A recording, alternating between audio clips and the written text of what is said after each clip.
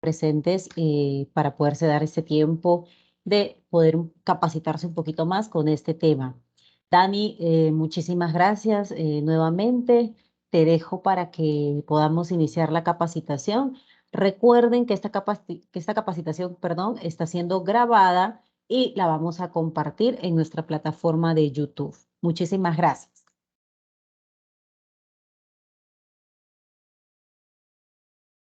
Ya, gracias, Karen. Buenas tardes con todos. Como Karen me presentó, mi nombre es Daniela Granja. Soy jefe de producto de FISoluciones de lo que es las líneas de networking. Más que capacitación, quisiera decir que va a ser una charla, digamos así, que vamos a topar ciertos criterios, conceptos básicos que, que digamos son muy útiles al momento de mencionar un enlace inalámbrico. Pueden ser conceptos que ustedes ya lo manejan, pero vamos a topar ciertos criterios, como les repetía, podrían ser muy útiles al momento de dimensionar o seleccionar el equipo que se crea necesario para un enlace de inalámbrico. Déjenme compartirles.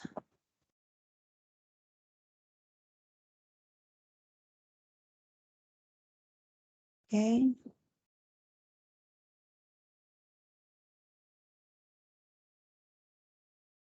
ya. Ahí me confirman si pueden ver. Sí, Dani, perfecto. Ya, si ven el puntero, ¿verdad? Sí. Sí, ya, perfecto. Ya, entonces, eh, el objeto aquí de esta charla o el tema que vamos a tratar a continuación son las soluciones inalámbricas. Más que nada, el objetivo de esta charla es poder darles conceptos, inducirles un poco al momento de seleccionar cuál es la antena o el radio que me serviría al momento en que yo estoy diseñando o un enlace de radio o estoy realizando un presupuesto o un estudio de mercado, conceptos básicos que les pueden hacer la guía para suplir la necesidad. ¿Ya? Entonces, como concepto básico, ¿qué es un enlace de radio? ¿Ya? Como lo pueden ver, es la capacidad de poder transportar información de un sitio A un sitio B de forma inalámbrica. Como lo ven aquí en este concepto, lo que yo voy a transportar es información. Para mí es transparente qué información puedo yo transportar. Es decir, yo puedo transportar todo tipo de servicio que necesite trasladar de un punto al otro. Para mí la información va a ser transparente. ¿Ya? La comunicación inalámbrica siempre tiene que darse en una frecuencia determinada, lógicamente. Entonces, contamos soluciones en el mercado de radios que manejan la frecuencia que puede ser desde 900 megahercios hasta 24 gigahercios. ¿No? Entonces, depende que yo puedo manejar en frecuencias licenciadas y libres, como generalmente se lo conoce. ¿Ya? Un criterio importante, ¿no? Que debemos tomar en cuenta que siempre a menor frecuencia yo tengo mejor propagación en el aire, inclusive en un ambiente con obstáculos, ¿ya?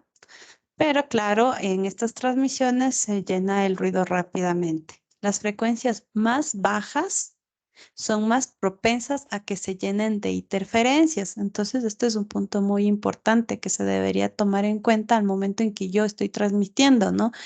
Debo considerar que siempre a frecuencias más bajas, yo voy a estar propensa a interferencias, a ruido en mi señal, ¿ya? Y claro, en las frecuencias más altas se desarrolla mejor el rendimiento de un enlace, ya que se atenúa pero por ejemplo ya a distancias mayores ya la señal empieza a atenuarse, ¿no? Entonces, digamos siempre que yo modifico cualquier factor en un enlace, ya sea potencia, frecuencia, distancia, ganancia, esto siempre se obtiene un beneficio, pero también habrá un costo en contra, ¿no? Entonces, por ejemplo, si se aumenta la ganancia de la antena, se disminuye el óvulo y se hace más directiva, ¿ya? Por ejemplo, si es que yo aumento la potencia, ¿qué es lo que yo gano? Gano más distancia, pero lo que puedo ocasionar es que se distorsione la onda. Ahora, por ejemplo, si es que yo aumento la frecuencia, no se gana mucha distancia, pero tengo frecuencias más libres de ruido, ¿ya? Entonces es un ganar y perder, ¿no? Siempre hay que considerar todos estos criterios que les estoy dando al momento de dimensionar, ¿ya? Ahora, ¿cuáles son, digamos, los componentes principales que yo generalmente tengo en un enlace de radio? ¿Ya? Tengo una estación base, un base station, un CPE, el equipo primario del cliente, y bueno, la parte de bajol o troncal, como se lo conoce también, ¿ya? Entonces, la estación base, les tenemos aquí, por ejemplo, la estación base es una arquitectura sectorizada, ¿no? Que me permite conectar con mis clientes finales o mis CPEs, como les mencionaba. Y en este punto es donde termina la red inalámbrica, ¿ya? Entonces, el CPE es el radio principal del cliente, el que conecta la última milla y el cual también se conecta de forma inalámbrica a mi estación base, ¿sí? Como les indicaba, este es el punto donde termina mi red inalámbrica. Pero, como pueden ver, estas definiciones simplemente son alias, porque a la final toda esta solución son equipos de radio. ¿Ya? Entonces, todos estos productos que acabo de indicarles se conocen como radios y dependiendo de la función que cumplan, se les va a asignar cierto alias. ¿Ya? Por ejemplo, el bajolo o el troncal, que generalmente es mi enlace punto a punto, es el más crítico, por decirlo así, ya que este de troncal soporta todo el ancho de banda, por lo cual este radio debe ser dimensionado, debe tener un mayor procesamiento, ya que va a soportar todo el ancho de banda que yo voy a distribuir hacia mis clientes finales. ¿Ya? Entonces, como les mencionaba, siempre la funcionalidad o la característica en hardware va a depender del alias a que yo le asigne a cada equipo. ¿Ya? Otro concepto muy importante, la frecuencia. Como les mencionaba, tenemos frecuencias libres y frecuencias licenciadas. ¿Ya? Hablando a nivel de Latinoamérica, podríamos decir que todos manejan la 2.4 y 5 GHz frecuencias libres. Y bueno, ya las frecuencias licenciadas, que son las que podemos visualizar en este momento. ¿Ya? Las frecuencias libres podemos instalar, como indica mismo su nombre, son libres, no se requiere de algún permiso de alguna entidad, pero siempre la potencia debemos respetar los valores de potencia asignado por cada país, ¿no? Entonces, lo único que nos va a limitar un poco son las potencias. ¿Ya? Mientras que las frecuencias licenciadas, como su nombre mismo lo dice, se debe requerir cierto permiso a la entidad regulatoria de frecuencias de cada país. el cual asigna no solamente el rango de frecuencias, sino también la potencia que se debe utilizar. ¿Ya?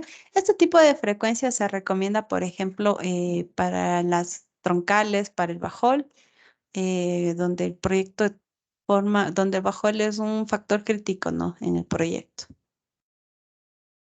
¿Ya?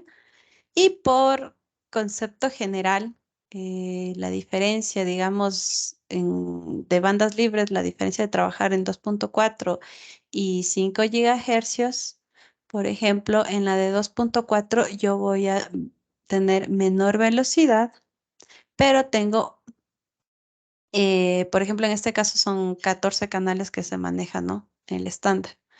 ¿Ya? Entonces vamos a tener menor velocidad, pero con la 2.4 yo voy a también tener a favor que tengo una mayor distancia de propagación de la señal, ¿ya?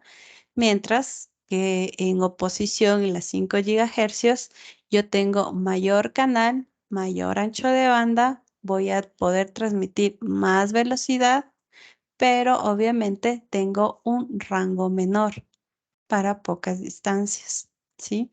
Entonces, obviamente, dependiendo de las aplicaciones que yo quiera transmitir, podría, podría necesitar un mayor ancho de banda, donde ya podríamos pensar transmitir en 5 gigahercios. Mientras otro tipo de aplicaciones donde no se requiere mayor ancho de banda, pero sí necesito llegar a mayores distancias, podríamos trabajar en la 2.4, ¿no? Entonces, son ciertas características que me puede dirigir a trabajar con, con cierto tipo de antenas que manejen en 2.4 o en 5 gigahercios, dependiendo de mi proyecto. ¿Ya? Entonces, ¿cuál podríamos decir que es la frecuencia ideal? ¿Ya? Como recomendación, obviamente esto cae en un ambiente de generalidad, ¿no? Pero puede darse proyectos puntuales donde la frecuencia ideal no sea 5 gigahercios, ¿no? Pero les hablo en unos ambientes generales, lo más recomendable, obviamente, entre comillas, se puede trabajar en la frecuencia de 5 gigahercios para enlace punto a punto y punto multipunto, por ser una frecuencia libre, que ya lo habíamos mencionado antes, con un rango muy amplio.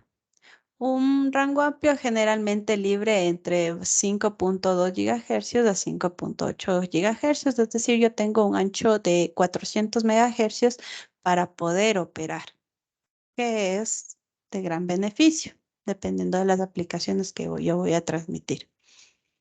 ¿Ya? Entonces, como se les mencionó también en las 5 gigahercios, yo puedo, o tengo una gran variedad de canales donde yo puedo transmitir y me permite con un poco más de libertad, ¿ya? Permitiendo unas distancias bastante buenas y con mejor capacidad, ¿ya? Ahora, con los enlaces punto a punto.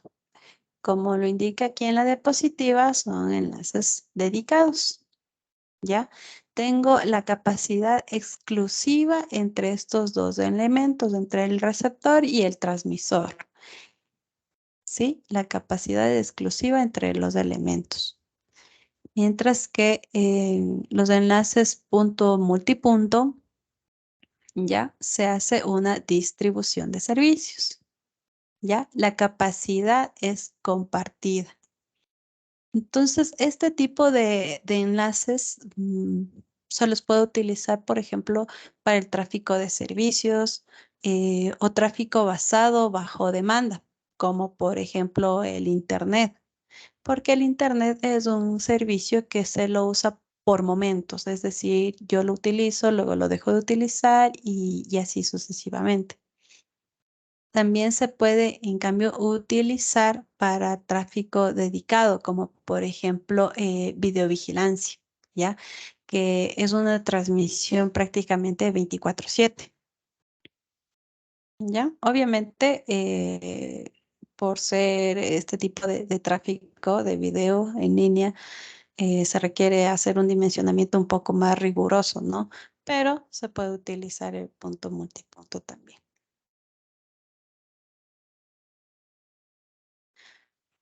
Otro concepto muy importante, podría decirse que este es el primer punto, es un primer punto crítico cuando se realiza un dimensionamiento de radioenlace, que es la línea de vista. ¿Ya? Entonces, ¿es importante la línea de vista en los radioenlaces? Obviamente, sí. La línea de vista nos permite confirmar si un enlace va a tener éxito en la transmisión de la onda. De no haber, es imposible predecir el rendimiento del enlace. Específicamente, el problema de tener línea de vista ocasiona inestabilidad, lo que es muy diferente a la capacidad. Entonces, eh, entendamos este concepto en un ejemplo. Por ejemplo, en un enlace yo opero en 40 megabits por segundo, pero este enlace es inestable, por lo que la capacidad se reduce, porque en presencia de errores de comunicación, lo más lógico que se produce, retransmisiones. Es decir, mi ancho de banda yo lo voy a estar ocupando no solo en transmitir la información, sino también las retransmisiones, por lo que la capacidad está disminuyendo. ¿Ya? ¿Qué es ahora la línea de vista? Es el espacio por donde yo voy a propagar las ondas de radio. Y de tener obstáculos se podría la señal atenuar, reflejar o inclusive refractarse. ¿Ya? ¿Qué es esto de atenuar? Es decir, en concepto básico, la onda se debilita. ¿Ya? Que, perdónenme, ya. ¿Qué se refiere a reflejarse? ¿Ya? Eh, es decir, cuando la señal atraviesa un elemento, se refleja. Es decir, ocurre un rebote de la señal, que es una característica generalmente lo provocan los metales. ¿Ya? Refractarse, ¿a qué hacemos referencia a este término? Es decir, que la señal se descompone en varias señales. Generalmente este efecto lo provocan las superficies irregulares. Ahora, ¿de qué depende el tamaño de la línea de vista? ¿Ya? No depende del tipo de la antena. Eso es un concepto antiguo. El tamaño de la línea de vista depende únicamente de la frecuencia y de la distancia. La frecuencia, mientras más bajas, necesitas más espacio de propagación. A mayores distancias necesitas más espacio de propagación. ¿Ya? Entonces está vinculado a estos dos conceptos. Ahora, ¿se puede estimar la línea de vista con la vista humana? En general, no. Podríamos decir que en enlaces cortos de hasta 200 metros se podría guiar por el ojo humano la línea de vista, pero ya en distancias mucho más grandes, ya el ojo de vista ya se puede decir que es incapaz de estimar la línea de vista. Pero para eso existen ya a nivel de software donde yo puedo estimar si existe o no líneas de vista. Ciertas marcas como por ejemplo Ubiquiti tiene un software que ya es propio de ellos donde se puede estimar el enlace de radiofrecuencia y revisar todos estos factores que ya los hemos revisado anteriormente, entre ellos por ejemplo la línea de vista. ¿Ya? Es bastante útil al momento en que yo diseño los enlaces. Ahora, ¿qué pasa con la recepción de la señal? ¿Ya? Como pueden ver aquí, tengo una unidad de medida que es dBm. En este caso, del lado de la recepción, tengo menos dBm, lo que representa miliwatts. Es decir, la cantidad de energía, la que llega del lado del receptor, es muy pequeña, como pueden ver. ¿Ya? Tenemos unidades de miliwatts. Se debe tener en cuenta que el rango de operación para que los enlaces podríamos estimarlos como estables y que den un alto rendimiento, podría estar entre este rango de menos 45 dBm a menos 55 dBm, siendo menos 45 el ideal. ¿Sí? Entonces es un rango donde generalmente se ha visto que un enlace opera bien. ¿Ya? Ahora, ¿qué pasa si tú operas fuera de este rango? Por ejemplo, vamos del... ¿Qué pasa si es que yo mando, si yo recibo mucha energía, es decir, de menos 40 dBm? Si se va superando este nivel, se comienza a dañar la comunicación, ya que se percibe un nivel de señal muy fuerte. ¿Ya? Claro que esto está arraigado a la sensibilidad que yo tenga en el receptor, que eso ya es un dato propio de la recepción del equipo, que se le llama sensibilidad. ¿Ya?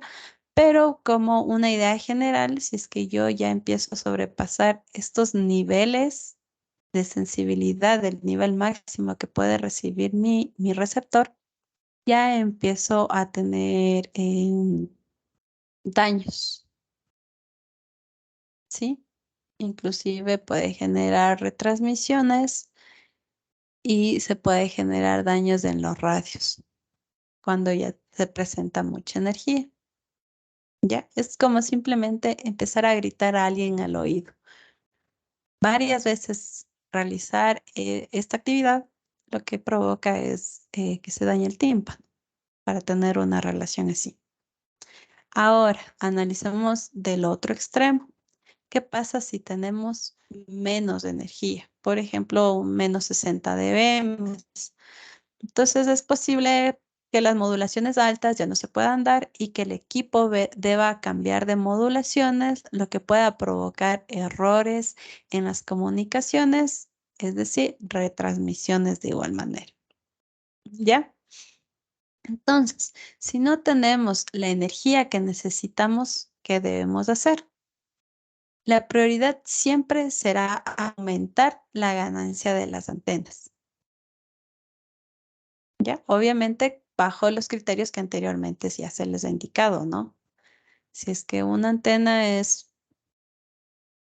directa, se va agrandando, se va disminuyendo el lobo, se va a hacer más directiva, por lo tanto vamos a tener mayor ganancia.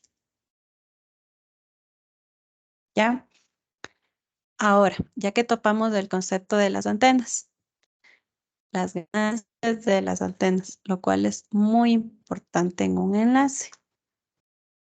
La calidad de la antena, generalmente yo como puedo ver si una antena es buena o mala, eh, por decirlo así, ese es únicamente un criterio que se puede medir en un laboratorio. Físicamente es imposible indicar si es que una antena es buena o mala, ¿sí? Entonces, ¿cuáles son los beneficios o criterios que yo debo considerar en las antenas? Entonces, amplificación de la señal. Mientras una antena amplifique más la señal, va a recorrer mayor distancia. ¿Ya? Entonces, ahora, por ejemplo, la directividad, que ese es otro concepto muy importante. La directividad, mientras mayor sea la ganancia, existe, bueno, una relación área-frecuencia, siempre será más directiva en las comunicaciones, tanto en la transmisión como en la recepción. ¿Ya? Es decir, mientras mayor sea la ganancia, más directiva va a ser la antena y eso representa que va a tener mayor área, es decir, la antena va a ser más grande. Físicamente la antena es más grande, lo que incurre que sea más directiva, por lo tanto yo voy a tener mejor ganancia.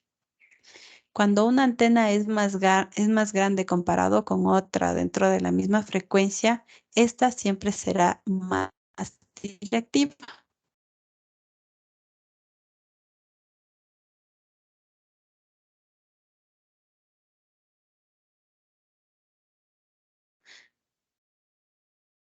Ah, ya, otro concepto importante, el aislamiento del ruido.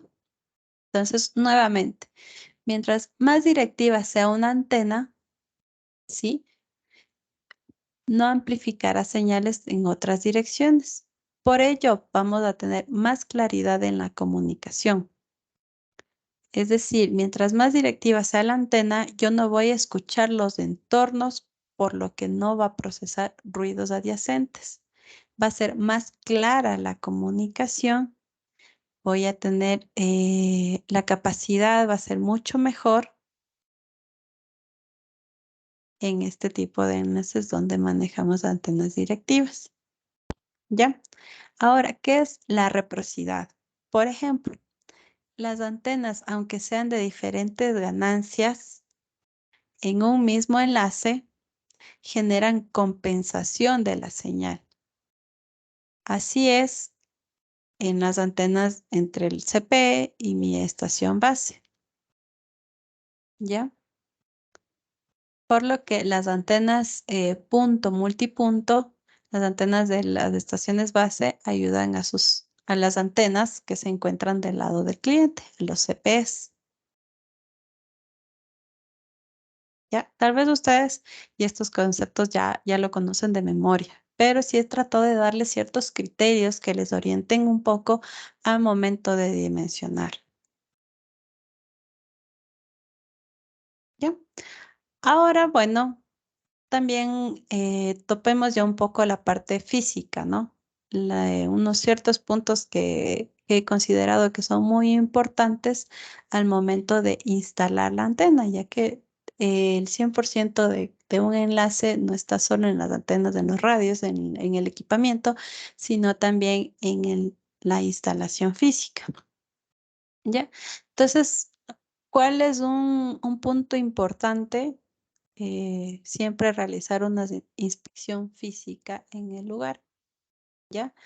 ¿Por qué? Porque generalmente las antenas van en torres. Entonces, ¿qué es lo importante que yo debo tener en cuenta o que yo debo verificar? Son las estructuras, el peso e inclusive si existe viento en esa zona, ¿ya? Entonces, todas estas condiciones son importantes al momento de la instalación.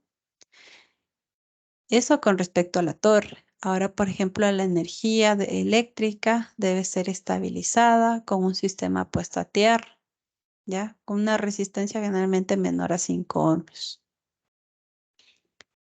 También que es importante tomar en cuenta que los materiales deben ser los apropiados. Por ejemplo, el cable de red debe soportar exteriores, ¿ya? También que el cable de red em, debe tener sistema tierra, es decir, de 9 hilos. Por ejemplo, si se tiene un puerto de red de bajo rendimiento, generalmente esto se soluciona usando cables apantallados, ¿sí? Que estos son ideales para torres que ya superan los 6 metros. ¿Ya? Ahora, ¿cuáles son los factores a considerar cuando utilizo yo antenas sectoriales, punto multipunto? ¿Ya? Entonces yo tengo dos tipos de aperturas, elevación y azimut. ¿Ya? El uno es una apertura vertical y el otro es una apertura horizontal.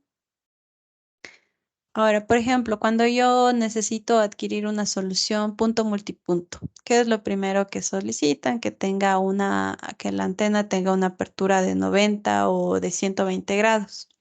Entonces, esto obviamente es mi apertura horizontal en azimut. Pero ¿qué pasa con la apertura vertical? Bueno, esto varía siempre entre 4 a 45 grados. ¿Ya? Entonces, volvemos ya a las relaciones que antes ya lo habíamos mencionado. Las antenas más grandes tienen ángulos más pequeños. Mientras más área tenga una antena, es decir, mientras más grande sea una antena, es más directiva. Y mientras más grandes son los ángulos de apertura, perdón, mientras más grandes son, el ángulo de apertura es menor. Hablando de la apertura vertical, ¿no? Entonces, como pueden ver, siempre hay un detalle que se sacrifica. Hay antenas que tienen aperturas de ángulos pequeños para grandes distancias y aperturas con ángulos grandes para cortas distancias, como pueden verlo aquí. ¿Ya? Entonces, se tienen antenas simétricas y antenas sectoriales. Ambas soluciones son válidas. La una no reemplaza a la otra. Todo depende del proyecto donde la cobertura, la distancia, la ganancia que yo desee trabajar. Todo esto perfilará la antena que yo necesite. ¿Ya? Entonces, un criterio importante que debemos tomar en cuenta es que la distancia de un enlace inalámbrico no depende solo de mi antena de transmisión, sino también del receptor, ¿ya? Entonces, ambos elementos son importantes. Es decir, la cobertura en metros depende tanto de las antenas de transmisión como de los clientes. ¿Ya?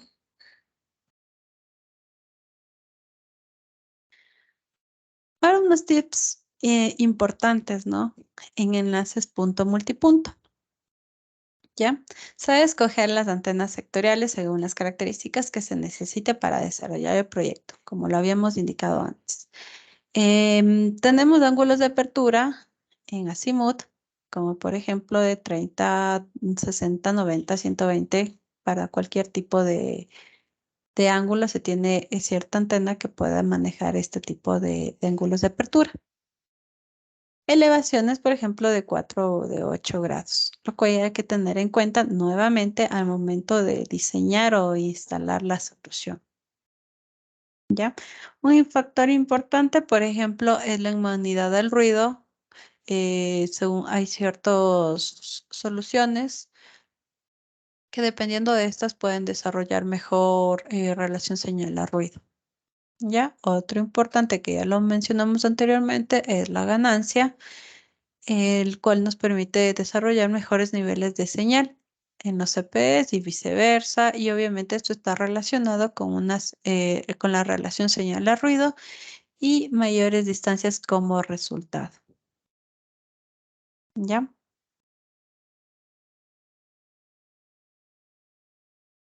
Entonces, obviamente una antena sectorial va a ser un poco más eficiente porque tiene mejor focalización de la señal, como pueden verlo aquí en este espectro. ¿Ya? Se tiene mejor niveles de señal ya que lo estamos focalizando a un ángulo menor. Por ejemplo, en este la cobertura es de sector de 45 grados. ¿ya? Entonces, también tenemos como ventaja que se van a alejar un poco de los ruidos de las otras direcciones. Voy a tener mejor rendimiento y obviamente se tienen frecuencias más limpias, ¿ya? Entonces, dependiendo de la aplicación donde yo tenga bastantes interferencias, ruidos, la solución, digámoslo así, podríamos trabajar con antenas más directivas. ¿Ya? Y bueno, para terminar, dar unas recomendaciones generales de manera de resumen de la presentación y para no quitarles más tiempo, sino que ya se vean con ideas reales, con ideas concisas que les puedan ayudar en el dimensionamiento. Como les mencionaba, por ejemplo, validar siempre la línea de vista, no fiarse tampoco del ojo humano, sino de utilizar ya software que son ya utilizados y creo que ya conocidos por ustedes, siempre es la mejor sugerencia. Simular, por ejemplo, la energía de la recepción de los radios y antenas para predecir el desempeño del enlace es un ejercicio muy práctico que nos ayude a estimar la capacidad y la distancia que yo voy a tener en ese enlace. Otro punto que, bueno, también lo mencionamos, que las torres o estructuras donde los radios van a ser instalados deben ser estables, no deben oscilar para conservar el rendimiento y estabilidad del enlace, ¿ya? Por eso ahí es importante siempre hacer una inspección física del sitio. Lo recomendable también es trabajar con energía eléctrica estabilizada, es decir, puesta a tierra, para evitar daños a los radios. Los radios a la final siempre vienen integrados por circuitos y estos circuitos son propensos a quemarse en una caída eléctrica, por ejemplo. También otra recomendación, utilizar cables de red exteriores, por recomendación que estos sean apantallados. En el caso que utilizamos ya estructuras mayores a 6 metros, como se les había mencionado, y un criterio, bueno, ya a nivel de seguridad es utilizar encriptación. En este caso, por ejemplo, el WPA2, pero bueno, ya se han desarrollado ya inclusive a WPA3. Pero ya es recomendable utilizar cierto nivel de encriptación. ¿Ya? El alineamiento de las antenas también es fundamental en los enlaces. Otra recomendación, siempre buscar la frecuencia más libre y obviamente respetar las potencias de transmisión según la modulación que yo ocupe. ¿Ya? Otra recomendación a nivel de software es utilizar la versión última de firmware en los radios. ¿Ya? Y como conocimiento general, cambiar el user y el password que vienen por defecto en los enlaces siempre es una recomendación de seguridad cambiarlos periódicamente, ¿ya? Y bueno, estos también se recomienda que los enlaces para disminuir los tiempos de respuesta en una caída del servicio, siempre es recomendable tenerlos monitoreados continuamente. En el caso, por ejemplo, de Ubiquiti, se puede utilizar el Air Control 2. ¿Ya? Cada solución se tiene su propio sistema de monitoreo propio. Es recomendable utilizarlo. Y como última recomendación, siempre documentar la red, realizar backups periódicamente. Obviamente todo esto es importante para disminuir los tiempos de respuesta en el caso de caída. ¿Ya? Entonces, no he querido hacer una presentación muy larga. Obviamente, lo importante, y nuevamente les repito, es que ustedes se lleven ideas importantes que les pueda servir o les pueda orientar al momento en que yo voy a dimensionar un enlace y obviamente voy a elegir los elementos necesarios para mi enlace. ¿Ya? Entonces, espero que ahora ya tengan un poquito más o sepan un poquito más de lo que ya sabían hace un momento. Por qué utilizar antenas directivas, por qué utilizar con mayor directividad. ¿Ya? Entonces, les dejo aquí los contactos, dependiendo de cada país de donde ustedes pertenezcan, los contactos donde ustedes se pueden dirigir, obviamente, al área comercial y de allá, si es que quieren un soporte técnico, ya dirigirse directamente en este caso a mi persona o a quien les pueda dirigir la persona comercial quien les atienda. ¿Sí?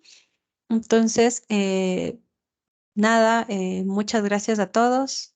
No sé si es que hasta el momento tienen algunas consultas, si es que tienen algún proyecto puntual, tienen aquí ya direccionados los contactos a quien pueden dirigirse y obviamente nosotros les podríamos asesorar o nuevamente dándoles el mejor asesoramiento para si es que están realizando un diseño de un enlace o tienen algún problema con un equipo, estamos aquí para servirles. Muchas gracias, Daniela, por, como lo había comentado hace media hora, por este espacio de charla referente a este tema tan interesante. Ya saben de que cualquier cosa pueden comunicarse con Daniela al correo pues, que apareció en las líneas abajo para que puedan tener un poco más de información. Recuerden nuevamente de que esto está grabado y vamos a subirlo a nuestra plataforma de YouTube para que también pues lo puedan ustedes compartir y sobre todo puedan suscribirse a nuestro canal. Muchísimas gracias nuevamente a todos. Gracias, Dani, y ya nos estamos viendo próximamente. Sí, solo para adicionar un poco de información y obviamente que sea de beneficio para ustedes en el caso de que estén trabajando en un proyecto donde requieran el tema de antenas o de radios, solo para su conocimiento quisiera indicarles los que tenemos actualmente aquí digamos, dentro de la semana de promo, tenemos estos equipos actualmente. Si es que son para su interés o están dentro de su necesidad actual, les dejo este dato, ya, de actualmente los equipos que tenemos. ¿Sí? Y obviamente esto está atado a una asesoría. Ya, eso sí. Gracias, Gary. Gracias a ti, Dani. Muchas gracias a todos los que participaron el día de hoy. Hasta luego. Gracias, que tengan buena tarde todos.